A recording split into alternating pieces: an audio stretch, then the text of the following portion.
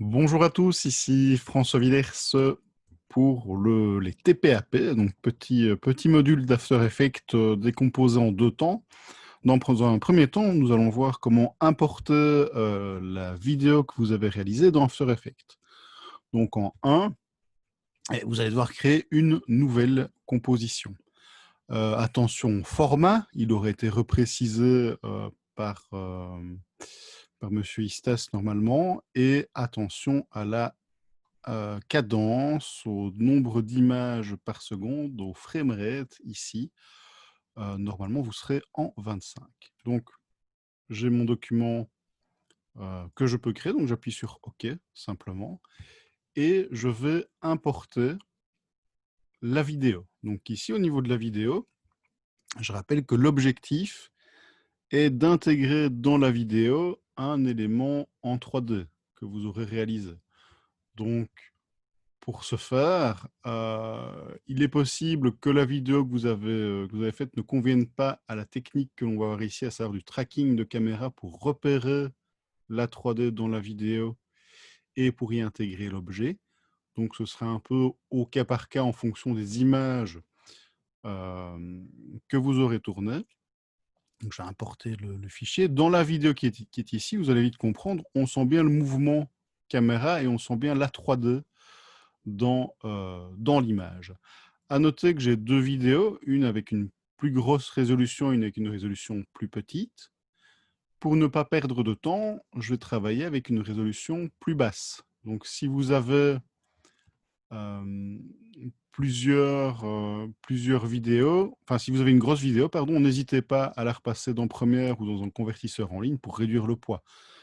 Le processus ici doit aller rapidement. Si ça met une demi-heure, c'est qu'il y a un problème. Donc, je vais glisser-déposer le fichier ici. Alors, on se rend compte que le format de la vidéo est plus petit que le format de la composition. Si vous êtes dans le cas, vous devrez faire une pré-composition pour pouvoir appliquer l'approche de la caméra. Sinon, vous aurez un message d'erreur simplement parce que la taille, je maintiens un shift enfoncé du document qui est ici, ne correspond pas à la taille de la composition. Donc, je vais faire un clic droit, pré-composition, et je demande à transférer tous les attributs dans une nouvelle composition, et j'appuie sur OK. N'hésitez pas à lire les petits caractères pour être sûr de ce que vous faites. Voilà, on voit que la taille du document est bon, et si je joue la vidéo, vous remarquerez qu'on sent bien le mouvement de la caméra.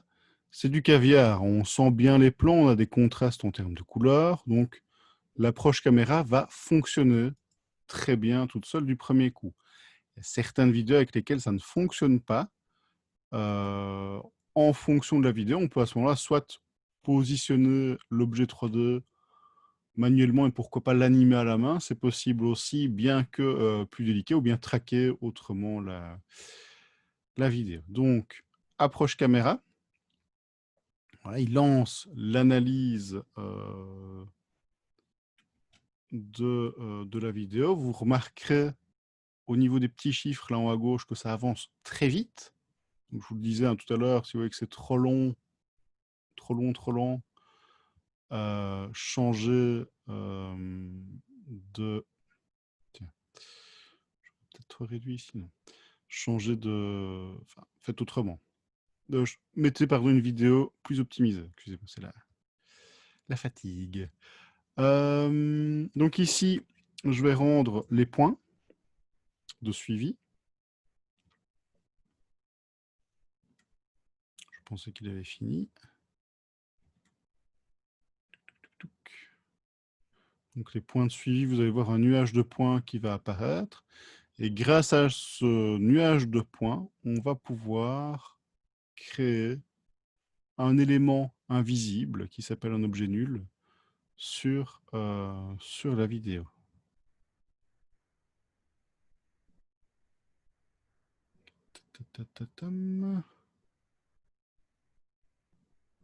Voilà. Ça se termine. Voilà le nuage de points qui apparaît. juste. Donc, 1, créer une précomposition. Deuxièmement, faire l'approche de la caméra. Troisièmement, ici, je vais créer la caméra. Ensuite, vu que le rendu, donc rendre les points est affiché, quand je passe avec mon curseur sur la vidéo, on voit que After Effects nous propose de venir positionner une cible sur base de 3 points qui va définir le plan sur lequel on va pouvoir venir placer l'élément 3D. Donc, si vous avez fait une poubelle, ben, on pourrait venir le créer ici. Clic droit, créer un nul. Si vous souhaitez ajouter un tag ou un graffiti sur la maison, on pourrait venir créer un nul ici. Donc le nul, c'est un objet invisible. Je pourrais comme ça faire plusieurs nuls. Je ne vais pas en faire 50, hein, ce n'est pas l'objectif. Donc on peut vraiment mettre l'objet où on le souhaite. Le camion est fixe ici. Donc sinon, je pourrais mettre aussi quelque chose sur le camion. Donc une fois que le nul est créé, que la caméra est créée, on va venir créer un solide sur lequel on mettra l'objet 3D. Alors le nul, je vais augmenter un peu sa taille parce qu'il est un peu petit ici, donc je vais venir dans transformer, je vais augmenter l'échelle un petit peu pour vous le montrer. Voilà, c'est le plan qui est là. Vous serez peut-être amené à faire d'autres manips à ce niveau aussi après. Je vais revenir dans quelques instants là-dessus. Donc, on crée le nul. Ensuite, on crée le solide. Donc, ça, il y a deux façons de faire. Soit vous cachez la composition, clic droit, créer un solide. Première méthode. Ou bien, vous allez dans Calque, créer, et vous créez un solide. Donc, le solide, c'est, je vais l'appeler élément 3D. C'est ce qui va...